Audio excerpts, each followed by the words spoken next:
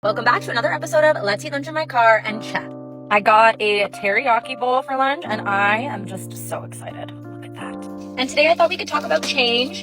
And I know it's just such a normal part of our life, but it's something that so many people dread. Change is honestly like the only thing that we can count on in our life, is that we are going to change, our friends are going to change, our jobs may change, and we need to learn how to deal with it. Now, I'm not somebody who struggles with change. I typically embrace it. I love new adventure, new things, trying something new and challenging myself. I know not everyone is like that, so I'm going to teach you how to adjust to change.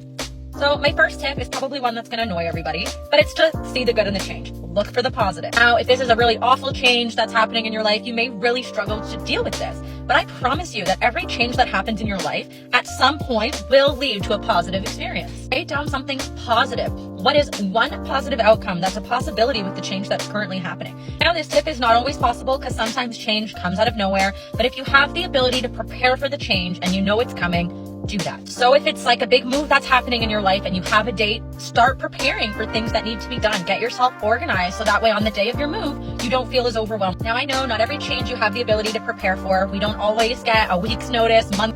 Sometimes change just happens out of nowhere, and that's when this next tip comes in handy. So when there's changes that happen that you don't love and you cannot control, my advice to you is to try not to control it. I've spent so much time in my life worrying about things that I can't control, and losing sleep over the change that's happening isn't going to change it. But what you can do is sit and really think about the things that you may need to do to adjust. And this one's hard, but you need to accept that the change is happening, especially when it's one that's out of your control. Accepting change is very hard, but the minute you can accept that it's happening or it's going to happen and you don't have the ability to change it, you start to change your mindset already and you're able to see the positive in the. And my last tip and the most important one is to reflect on it. After you go through that change, take a look at yourself. How did you change for the better? How did things in your life change for the better? How do you feel about the change? What are some things that you think that you need to work on for the next time change happens?